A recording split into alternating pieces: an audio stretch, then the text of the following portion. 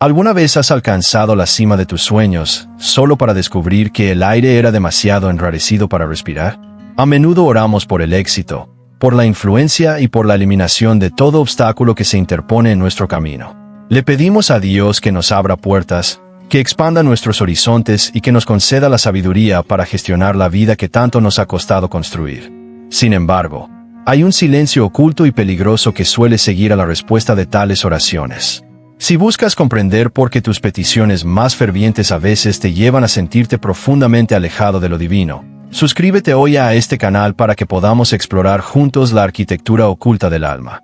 Estamos a punto de adentrarnos en la sombra del hombre que lo tenía todo, solo para descubrir que la mayor amenaza para un creyente no es la ausencia de Dios, sino la presencia excesiva de todo lo demás. El rey Salomón se erige como el enigma singular del mundo antiguo. Sigue siendo el arquetipo del hombre que poseía las llaves del universo.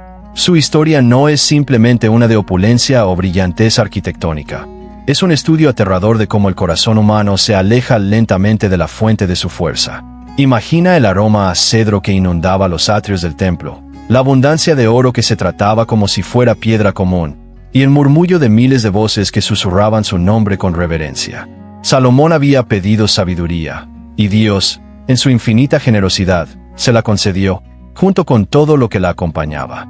Se convirtió en el gobernante más rico y poderoso de su época. Pero existe una oración secreta que historiadores y teólogos suelen pasar por alto al contemplar su esplendor. No era una oración de alabanza, sino de preservación. En las horas de quietud, cuando las festividades en Jerusalén cesaban y el palacio se volvía frío, ¿sintió Salomón el creciente entumecimiento de su propio logro? Se le había encomendado el liderazgo, pero descubrió que cuanto más poseía, menos poseía de lo único que realmente importaba. El peligro del éxito radica en que crea una barrera entre el espíritu y el creador. Cuando tus oraciones son respondidas constantemente con abundancia, empiezas a confundir la abundancia con la bendición misma. La vida de Salomón se convirtió en una extensa y compleja exhibición del potencial humano. Construyó ciudades, reunió caballos, coleccionó arte y cultivó alianzas que se extendieron por todo el mundo conocido. Sin embargo, en la maquinaria de su éxito, la intimidad de su vida de oración temprana se desvaneció. Estaba ocupado administrando un reino, pero estaba perdiendo el control de su propia alma. Consideremos la sobrecarga sensorial de su existencia. Cada día traía nuevas exigencias, nuevos rostros y nuevos tesoros. El oro reflejaba el sol. Las túnicas de seda se sentían como líquidos sobre su piel, y la música de su corte era compuesta por los mejores músicos del país. Pero bajo todo eso, una podredumbre se estaba instalando. El éxito requiere mantenimiento, requiere concentración, y cuando Salomón se centró en mantener su poder, dejó de mirar hacia el horizonte donde Dios le había hablado una vez en sus sueños. Comenzó a escuchar los susurros de la sabiduría humana, que siempre son más fuertes y seductores que la voz suave y apacible del Todopoderoso. Se había convertido en su propio ídolo. La sabiduría que una vez pidió ahora se usaba para justificar la acumulación de cosas que lo alejaban de los mandamientos que inicialmente había jurado defender. ¿Acaso no es esta la misma prueba que enfrentamos hoy en día en nuestra vida profesional y espiritual? Comenzamos con un anhelo de Dios, una necesidad imperiosa de su guía, y un corazón humilde que sabe que no puede existir sin Él. Oramos por un avance en nuestras carreras, nuestras familias o nuestros ministerios. Entonces, el avance se produce. Llega el ascenso, se pagan las deudas y sentimos una seguridad que nunca antes habíamos experimentado. De repente, descubrimos que nuestras oraciones han cambiado. Ya no oramos por la presencia de Dios, oramos por mantener nuestra comodidad. Pasamos los fines de semana gestionando nuestras posesiones en lugar de cultivar nuestro espíritu. Miramos a nuestro alrededor, a los muros que hemos construido, y sentimos un orgullo que poco a poco relega a Dios a un segundo plano en nuestras vidas, en lugar de permitirle seguir siendo el ancla de nuestros corazones. La oración más oscura de Salomón no fue una petición de más, sino la silenciosa y aterradora constatación de que había superado su propia fe. Había llegado al punto en que ya no sentía la ausencia de Dios porque había llenado cada vacío con su propia ambición. Este es el misterio de su decadencia. No fue una caída repentina, fue una lenta y prolongada evaporación de su dependencia. Se volvió intelectualmente brillante, pero espiritualmente vacío. Comprendía las propiedades de cada planta y el movimiento de cada estrella, pero olvidó la única verdad que había definido la vida de su padre David, que un corazón quebrantado y contrito es lo único que Dios no desprecia. Salomón había alcanzado demasiado éxito para ser quebrantado. Se había vuelto demasiado sabio para ser instruido. Hay una lección aquí que hiela el espíritu una vez que se comprende plenamente. Cuanto más te acercas a la cima de tus metas, más debes proteger tu corazón de la ilusión de la autosuficiencia. Cuando estás en el valle, miras hacia arriba y clamas por ayuda.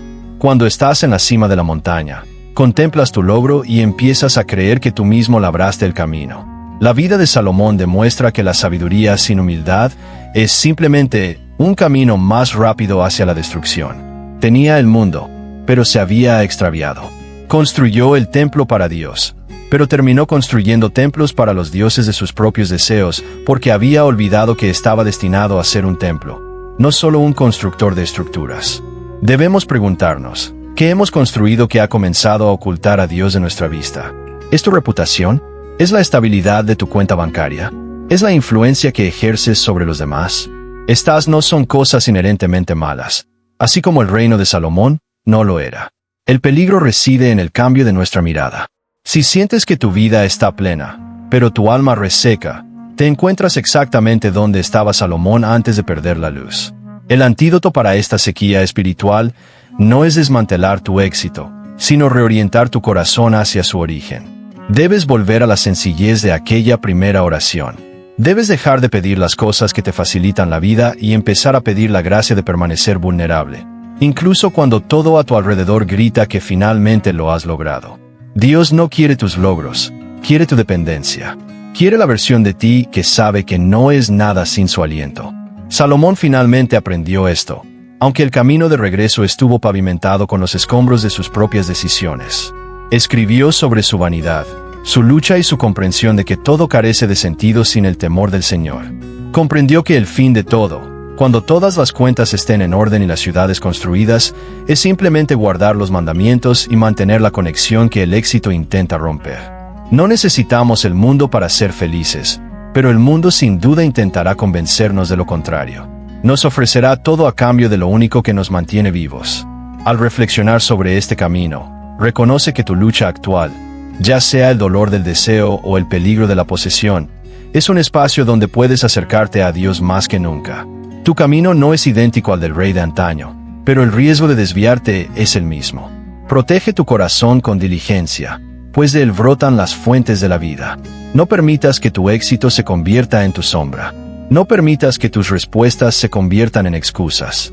Mantén viva la sed de la presencia que ninguna cantidad de oro puede comprar.